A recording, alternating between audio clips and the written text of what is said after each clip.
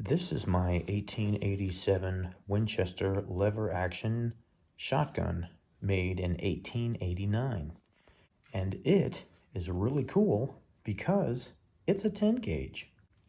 It's also not super cool because it's a 10 gauge.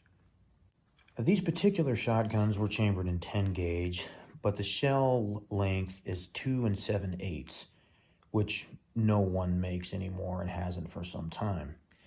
So in this video, I'll show you how I load my black powder 10 gauge 2 7/8 shells for my 1887 Winchester lever action shotgun. The biggest downfall about 10 gauge, in my not so humble opinion, is the price. The price difference between 12 gauge and 10 gauge hulls is significant. Typically, 100 12 gauge 2 3/4 primed hulls are about $15, but 10 gauge primed hulls 3.5 inch are $33 for 50. So it's about 4.5 times more expensive to buy the 10 gauge hulls than the 12 gauge. And if you think that's expensive, if you want to buy brass 10 gauge shells for it, they're about $7.50 a piece. I buy primed hulls from Ballistic Products. Typically I buy Cheddite hulls for black powder, which are red, and I buy Federal hulls, which are brown, and I load those with smokeless. Yes, you heard me. I have a smokeless load for my black powder 10 gauge, but that's a video for another time. But they're all 3.5 inch length, and so you have to cut them down to 2 7/8. Now that's made for a fold crimp. I typically like to cut them down to about 2.6. And you can do that in several different kinds of ways. You can make tools, you can use a knife. I use my caliper and I mark them, and then I just cut them off with my knife, and it works just fine. This is a 10 gauge Cheddite hull that I've reloaded twice already, so this will be the third time. And to do that, I just cut off the old roll crimp. I wash them with soap and water because black powder leaves a bunch of horrible looking fouling in there. I pop out the primer, I reprime it, and it's good to go. So let's load one of these up. I use 100 grains of GoX powder. This happens to be 3F, but 2F or 1.5 or whatever works just the same. Next, we use a nitro wad.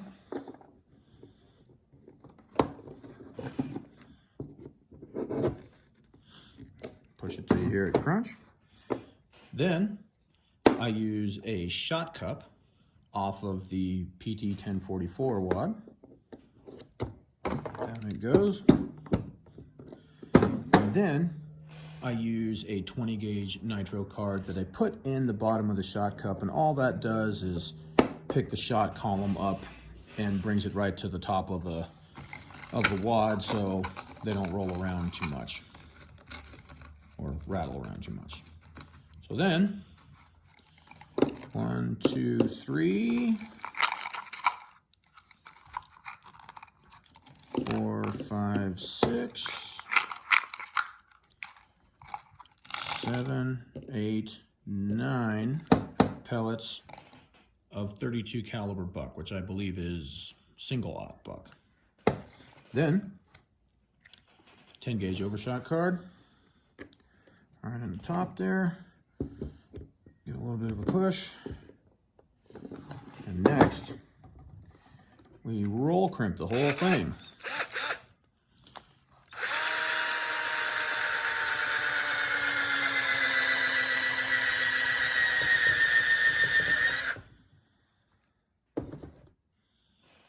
And there you have it. One finished 10 gauge round. This gun was a mess when I got it. It was completely disassembled, and it was missing the buttstock.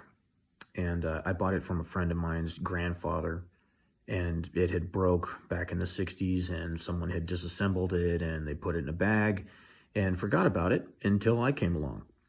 But I bought some springs for it, and I got a buttstock off of a Chiappa, which is why it fits so poorly on my gun. And we cut the barrel down. Yeah, that's right. I said it. Come at me, bro. And we made it run, and it's worked great ever since.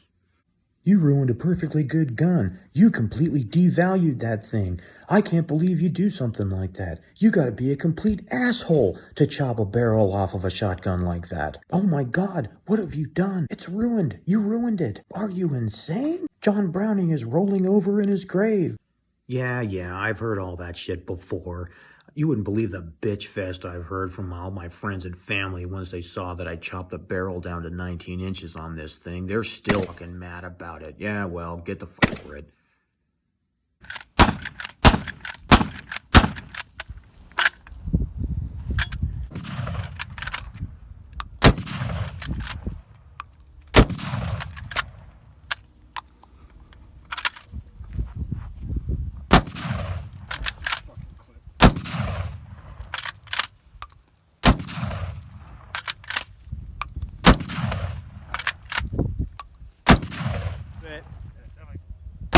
There you go.